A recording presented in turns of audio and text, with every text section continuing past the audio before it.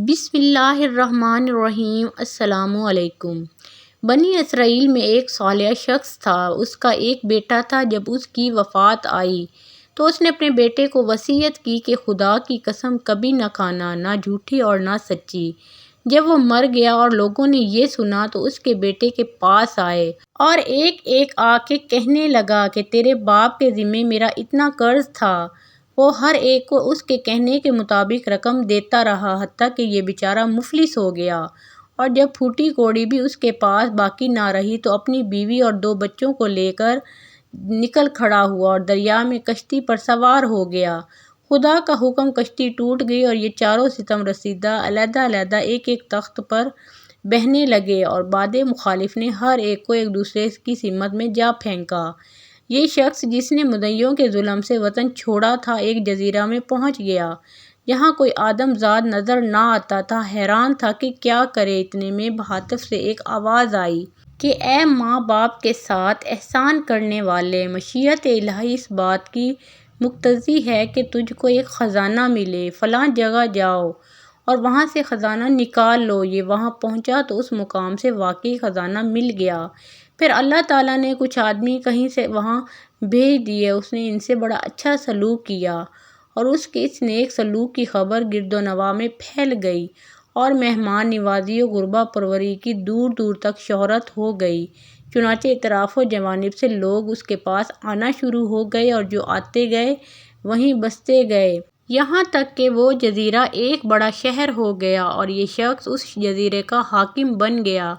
خدا کی شان، جیسے کہ وہ اور آدمی اس کی خبر سن سن کر اس کے پاس آتے گئے، ایسے ہی اس کے بڑے بیٹے کو بھی خبر لگی کہ ایک شخص ان اوصاف کا فلاں جزیرہ میں ہے اور اس کی وجہ سے وہ جزیرہ آباد ہو گیا ہے۔ یہ سنتے ہی وہ بھی ادھر کو روانہ ہو گیا، اور جب وہ وہاں پہنچا تو حاکم سے ملاقات کی، اور حاکم جزیرہ سے ملاقات کی تو حاکم جزیرہ نے اس کی بڑی آؤ بھگت اور خدمت کی اور اسے اپنے خاص لوگوں میں داخل کر لیا، باوجود اس کے کہ وہ ایک دوسرے سے ناواقف ہی رہے اور اپنے رشتے سے بے خبر ہی رہے۔ اسی طرح اس کے دوسرے بیٹے کو بھی خبر لگی اور وہ بھی حاضر خدمت ہو کر اپنے بڑے بھائی کی طرح شرف خدمت سے بہرہ یاب ہوا۔ ابھی تک ایک کا حال دوسرے سے مخفی ہی تھا، اب حاکم جزیرہ کی بیوی کا حال سنیے کہ وہ کسی دوسرے جزیرہ میں پہنچ گئی اور ایک شخص نے اسے اپنے گھر میں ڈال لیا۔ جب اس شخص کو بھی اس حاکم جزیرہ کی سخاوت کا علم ہوا تو وہ بھی اپنی عورت کو ساتھ لے کر اس کی طرف چل پڑا، اور جب وہ جزیرہ کے قریب پہنچا تو عورت کو کشتی میں چھوڑ کر اور کچھ ہدیہ لے کر حاکم جزیرہ کے پاس پہنچا۔ حاکم جزیرہ نے اس کی بڑی خاطر مدارت کے بعد کہا کہ یہیں رہو۔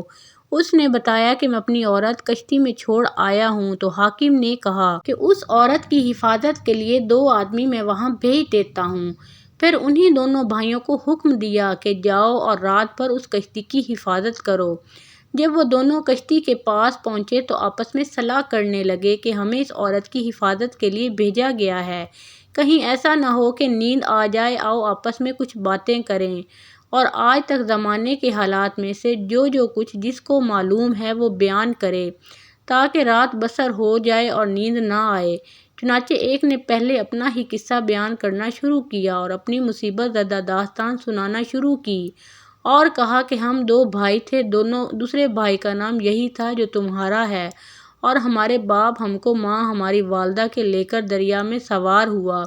خدا کی قدرت، کشتی ٹوٹ گئی اور ہم سب ایک دوسرے سے الگ الگ ہو گئے اور بچھڑ گئے۔ خدا جانے کون کون کہاں کہاں جا پہنچا ہے۔ جب دوسرے نے یہ قصہ سنا تو پوچھا تمہارے باپ کا کیا نام ہے؟ تو اس نے بتایا کہ فلاں نام ہے۔ پوچھا اور تمہاری ماں کا نام؟ تو اس نے ماں کا نام بھی بتایا۔ یہ سن کر اسے تاب نہ رہی اور دوڑ کر اس سے لپٹ گیا اور کہا کہ رب کعبہ کی قسم، تو میرا بھائی ہے۔ وہ عورت جو کشتی میں بیٹھی تھی اور جو در حقیقت ان کی ماں تھی، بیٹھی دونوں کی باتیں سن رہی تھی۔ جب صبح ہوئی اور وہ شخص کشتی پر آیا تو عورت کو نہایت غمگین پایا۔ یہ دیکھ کر اسے شک گزرا کہ شاید ان دونوں پہرے داروں نے کوئی شرارت کی ہے۔ چنانچہ وہ غصہ میں الٹے پاؤں پھر حاکم جزیرہ کے پاس پہنچا اور سارا قصہ سنایا۔ حاکم نے ان دونوں کو طلب کیا اور ساتھ ہی اس عورت کو بھی بلا لیا اور پھر عورت سے پوچھا کہ بتاؤ تم کو ان سے کوئی کیا شکایت ہے؟ تو وہ بولی جناب ان دونوں سے کہیے کہ یہ رات کا اپنا قصہ جو سنا رہے تھے پھر دہرائیں۔ چنانچہ انہیں یہ حکم دیا گیا اور انہوں نے پھر وہی قصہ بیان کیا۔ حاکم جزیرہ نے جب یہ قصہ سنا تو بے اختیار اپنے تخت سے اٹھا اور ان دونوں کو سینے سے لگا کر کہنے لگا خدا کی قسم تم تو میرے ہی بیٹے ہو۔ ادھر عورت بھی بے چین ہو گئی اور پکار اٹھی اور میں خدا کی قسم ان دونوں کی ماں ہوں، بے شک اللہ تعالیٰ جب چاہے بچھڑوں کو جمع کرنے پر قادر ہے۔